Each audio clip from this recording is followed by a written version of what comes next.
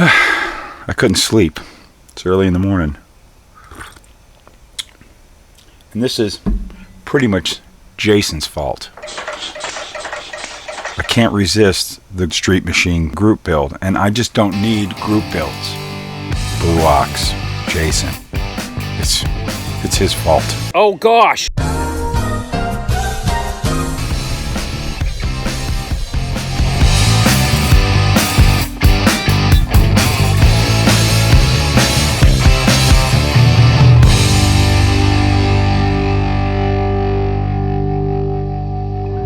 Alright, so I'm throwing my hat in on this, and I actually was going to do this for another Luka's kits. We covered the, guess you could say, sister kit on this Luka's builds. A lot of people were blown away on how that kit had all this extraordinary extra parts and Street Machine, Pro Street, all kinds of really cool stuff, which you'd think, being the Street Machine build, that would be the one I would build, but not. This one is really cool too, and it's completely 100% stock, and that's what I want to start with. Is I want to build a stock Bel Air. I've actually had this kit for years to do a particular model that I have had in my head for many, many years, and I figure that, well, this is appropriate. I'm going to try to make it as simple and out of the box as possible with a few bolt-on bits and pieces to turn it into the Street Machine that I want. And I'm also going to do a really cool painting technique I have been wanting to do on this channel for years. And I've had a lot of models set up to do that. We're going to do it with this kit. Hopefully, I have a bad track record. I have a really bad track record, and I got a lot of hate and a lot of enemies for that track record. And quite honestly, I could care less about those people. They don't get it. This is about having fun with model cars. So if you want to be pissy and poopy and all about Luka C never finishes a model, he starts these and they never finish. You know, it's how it is. That's my problem, not yours. And why don't you look at what I am showing you and take that for the cool thing about the hobby. I got 1 million started projects, 1.5 million, possibly tipping over to the 2 million. Hey, you know what? If it's 2 million in one, then it's 2 million in one. If I finish this, I finish it. This is a real tight schedule because I'm squeezing this one in and when it has to be done, which I cannot think of at this moment, so I'll put it right here when it's supposed to be done. I also have my Porsche, which is mainline. I have put aside my GTO, which was mainline, and I still have it sitting off to the side here. I want to get back onto that, and I got a couple other kits, and then we have the USAC build about to start in a few months. So this is really, really tough. I have actually taken some other important group build projects off the table. I just can't do them all. This one kept me up all night for 2 nights, and it's something I've wanted to do for a long time, and I have to say the 57 Chevy is my favoriteest car. It's my ultimate dream car. I don't care what configuration. I would be thrilled to have a 4-door post car. I don't care. If it's a 57 Chevrolet, I want it. I want one.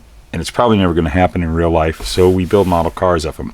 And I haven't really built a 57 Chevy in a long time. And I've really never built this particular kit. Got a few started, like the Street Machine one. My Street Machine one is kind of going to be a drag car. This one is going to be a Street Machine, and we'll talk about. But as you can see, look at this one is sealed up tight. And I bought this one for a reason. One, I wanted to have a stock one, but I have done in videos in the past, we've talked about what's special about this one, is it has a photo etch pieces, which I don't know if there's anything about the photo. Yeah, it says right there, photo etch pieces, and it's got this cool opening trunk, which is going to make some really neat ideas I have for this Street Machine that we'll talk about here in a moment. I will probably use some of the photo etch. I think would work out really well for me with this project. Like the grill, I could use that on my drag car. So that's what I bought it for, was mainly I wanted that photo etch grill for use on that Street Machine kit that I showed you in the Luka's kits. That's going to be a drag car, but you know, one never knows. Who knows? All right. So let's open this up and take a look at this. So this is kind of a you get to kind of do a comparison. When you saw, you know, that Street Machine version, you'll see, you know, the likenesses, but this is the stock, completely stock, factory stock version of the 57 Chevy. How's that? An old kit getting derobed right in front of you. Oh! All right. Jason.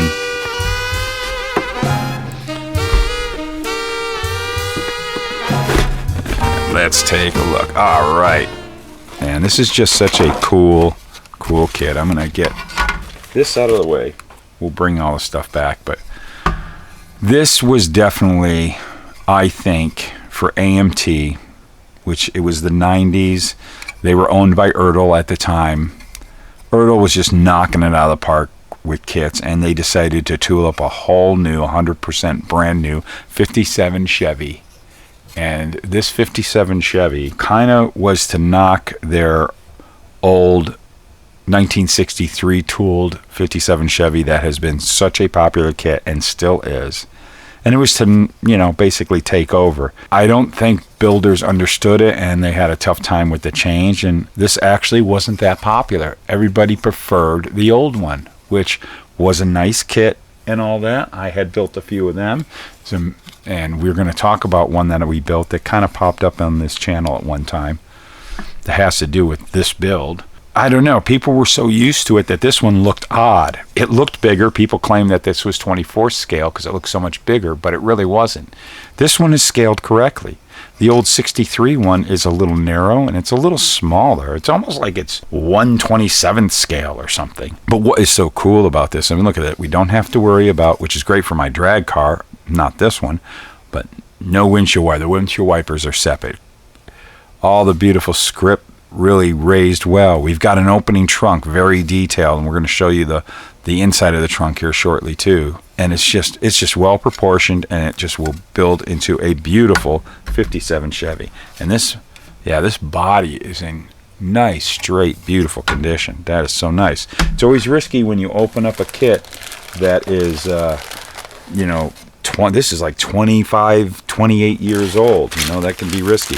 Let's go ahead, and I'm going to move that out of the way, and let's go ahead and look at the bits and the pieces of this stock version. But we've got nice stock floor pan, and of course the separate frame, which is normal. Separate frame, which this is just so great for painting. That gives me so many great ideas. And we have the stock interior, separate bench seats, front and back, interior door cards and panels that go all the way into the trunk for that beautiful trunk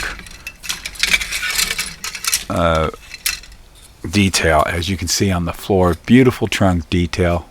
Just all the same. Wonderful steerable, it looks like steerable front suspension, front wheels and the front suspension.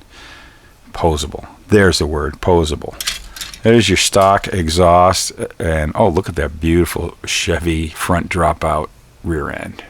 That's gonna be cool. Got some cool plans for that. Oh, look at that. It comes with I won't be using. That's not Street Machine in my opinion with what I got planned. But that is pretty cool. That is some nice skirts right there. And beautiful engine detail. Look at those heads. We got ourselves our small block, which would have been the 283. And here is our grill, which I'll probably be using this grill. I want to keep the photo etch grill for something else. Well, I'll show you the photo etch in a minute. I'm going to use this engine because it's a small block Chevy, but I'm going to race it up a bit. I'm going to depict it kind of an 80s Street Machine. So I'm going to put typical neat hot rod parts from the 80s that would have gone on. You know, we're going to have maybe some Moroso valve covers or something, some cool valve covers, and intake with a really cool carburetor. You know, make it simple, just bolt on bits and pieces to make it a little street rod, hot rod, Street Machine. Not keeping stock. People weren't so interested in keeping these stock back in those days. They wanted to run them. There is a real car that is the influence for this build that I'm going to get into in a moment. And there's your deck lid. You remember all that stuff. This tree was in that Street Machine version. Beautiful hood. All the proper underside detail. And the glass. Nice shape. I'm lucky there. So far this is looking good. Now here's the special bag here, and has the photo etch. We're going to open this up right now. There's your photo etch. Look at the beautiful photo etch. Again, I'm going to use that for the race car. Probably use the rest of these pieces for this build. I think they're going to be more appropriate for this build. But it also comes with a, I'm not going to open it up, but a little strip of bare metal foil. And I'll try using it during the build and see if it will work good, or I'll just go to my Ammo by MIG aluminum foil, which I find that to be superior. And then it's got these, which I'm not going to use, but there's some other cool things. Look at this. Such a cool kit. And this kit is still put out. I don't know how much of this stuff comes in. This is what they called the Pro Shop series, which had all this extra stuff. I don't know if it would come with this stuff, like, you know, today. I believe the last version of this was this kit right here. Most recent, Round 2 keeps putting this kit out. I haven't ever got one, so I don't know. I don't want to say it comes with these pieces, but look at this. Is a very rubbery sprue here with your hoses. That's pretty cool. I'll probably use these. And here we go. Some really nice stock tires with, you know, this open part, because you have an insert that pops in that is your white wall. How cool is that? And you get a nice, okay, this seems to be alright black wiring. Heck, I'll use it. It's a little stiff. I'll probably be using a different color, and I'll be using nothing but ProTech detail supplies, because, well, they're the best, and that's who I like to use, and been using them for decades. Charlie makes great stuff. He's a great business guy. Been in it for a long time. And hey, he watches his channel. But we support Charlie on this channel because he's just been a great part of this hobby. And we'll be using his parts. As a matter of fact, maybe this will be the engine that I detail out. I finally get to use his resin 3D printed angled boots for the spark plugs. I'm dying to use those. I can't wait to use those. They look incredible. We'll give them a shot. I know people that have used them. They've all said they're great. So we're gonna do that. What I want to get to you on what I'm going to build, and maybe we're going to stuff some tires under that body. What do you say? So, bringing on the body. Here is the plan. I told this story in my old, I think it was one of the junkyard box reveal videos I did. I had these boxes with all my past models that are just a junkyard I have. They're in disarray. Some get restored every once in a while. Sometimes they just get rated for parts. But I pulled out this old 63 tooled version of the old AMT 57 Chevy, which was like my second or third or fourth within the first four model when I got heavy into building model cars. And at the time I was working at a body shop, and down the street there was this liquor store, and in front of that liquor store there was always this 57 Chevy Bel Air sitting parked in front, and the owner was really cool. He was the owner of the liquor store, and you talk to him about that 57 Chevy, and it was a street killer. But man, from the outside, it just was a beautiful 57 Chevy. So I built that model kind of in honor it, because it was this deep red kind of candy maybe, or just a really beautiful deep red metallic dark red. And he had BF Goodrich, big fat BF Goodrich tires under it with Krager SS's. End of the story. Simple. And just hot rodded the heck out of the engine, and he'd let people drive it. Unfortunately, I didn't get to be one of the lucky ones to drive it. He would tell people, if you drive it, you got to drive it fast. It's the only way you can drive it. Man, those were the days. That was around 1985. It was way back when.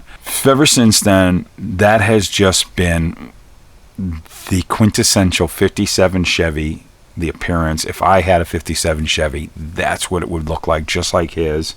I love that color on the 57 Chevys. I love Krager SS's. I love BF Goodrich tires. And we've got one of these old set of BF Goodrich tires that come from those RE tire kits that I've done so many times, done videos on. Yeah, I am thinking I might use, if I can find some nice Krager SS's that'll fit in that. I think that is going to be the look we got to go for. Let's see if we got any Krager SS's laying around, but we can get our there it is. That's the look we want. That's what we're going to go for, a nice street machine. I'm not going to slam this thing. Going to keep it at stock ride height, so it'll probably just ride like that. BF Goodrich white letter tires, Krager SS's, that beautiful dark burgundy almost, dark red, not really burgundy. I have a way I'm going to do that. I'm going to paint it on this channel. I've been wanting to do, and I am going to do this effect all with Tamiya rattle cans. Oh yeah, I'm going to do a candy paint job on this with Tamiya rattle cans, just to show you can get these great effects like a candy paint job with nice metallic in it with a rattle can, because it's just easy and obtainable to get. I always like to use simple and obtainable products on my model cars. And yes, you can do it also with airbrushing using the Tamiya product too. But I want to rattle can it and show you how nice we can get a beautiful candy red paint job on this thing. So that's what I'm doing. That's my street machine, toss in my hat. My hat is thrown in. Here's my hat. I'm throwing it in honor of that Jason Blue Ox. I'll be wearing my classic plastic Model Club hat while I build this. And, well, I got to get back onto the Porsche and other things. I'm not ready to start on this quite yet. But there it is. Let's hope I can do it. Oh, boy. Why do we build these model cars? Because it's fun, I guess. Oh, here's the producers.